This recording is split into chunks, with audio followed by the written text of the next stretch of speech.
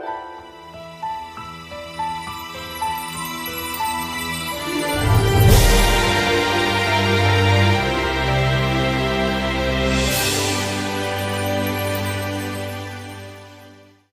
this is Chris, Leacris Transportation Services, a wholly owned subsidiary of Leacris Enterprises. Out on a wet and rainy day doing some rideshare today, but I've come home early because I've got some computer work that I can do. I've got 2 house calls to make, and so thinking about using the car. You know, the car is a tool. This car is a tool. It's not just a mode of transportation. It's something that I'm using to enable me to make money. And so I count the use of the car regardless of whether I'm doing rideshare or whether I'm simply driving over to someone's house. And so it's much more efficient for me to simply drive over to someone's house, right, than to give another 20 rides today. So, but thinking about the cost of a car, I think there's 2 schools of thoughts about it. There's one school of thought that says if you're doing rideshare, you drive as much as you need to get the maximum number of rides you can get, and therefore make the maximum number of dollars per hour that you can, and you don't really worry about how many miles you're putting on the car. And the other mindset is that you drive the car as little as possible, that you stop, yet you don't drive around between rides, and that you also limit the distance that you will go, since you have that information when the request comes in. Uber specifically tells you this ride is X number of miles away and it's going to take you that long. I'm not really concerned about how long it takes. I'm more concerned about how many miles it is to get there. And so what I'm trying to do, and I refer to these as dead miles. Dead miles are any mile you drive in between rides. In between, one person getting out of your car and the next person getting in. And of course there's 2 components to that. One is you could drive around searching for requests. That's part A of dead miles. And part B of dead miles is, of course, how far you drive once you get the request and you accept it to go get that person. And so I've decided that I'm not going to drive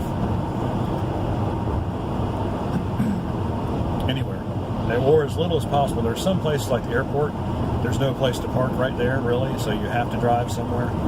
But in general, if you're anywhere else, then you can park somewhere and just wait for them, just be patient. So I got my book and I got my laptop. I can do other things while I'm waiting for rides, and they can be useful things too. So what I've seen is I set a personal record Friday, to test the efficiency of my model that I'm testing out here.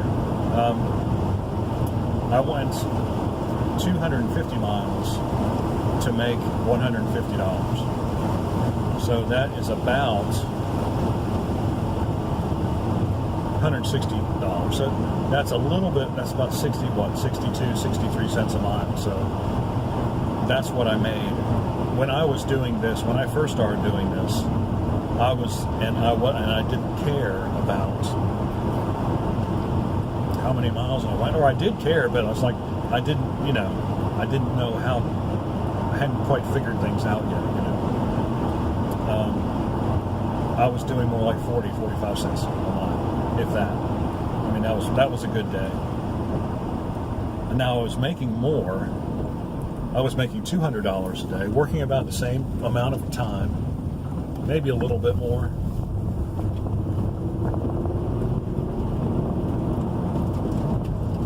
But the cost of my car was way more. Or the cost to my car is really the way you need to say it. So I would go like, I'd get $200, but I would go like 500 miles, instead of. And so, and you look at your net then, right? And so my net the other day, just from gas. I mean, in the old times, I'd make $200, spend $40 on gas, or even $50 on gas. So I'd make $150, $155, something like that. I grossed $160 the other day, but I still made $135, and so that's pretty good. Now, as you can see, it's you have to spend another day on the road or you just have to work longer hours, and there is a limit to how many days, how many hours you can work per day.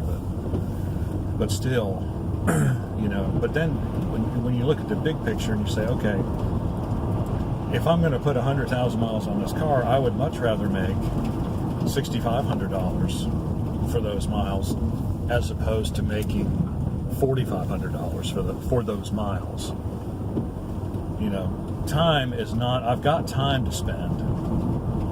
I'm not in some kind of time crunch where I have to worry about time, but I am worried about how long my car is going to last, and so that's important. And so that's why I've decided to do it this way. And so if I need to work an extra day, or if I need to work an extra hour or two every day, then that's what I'm going to do, because it just makes sense.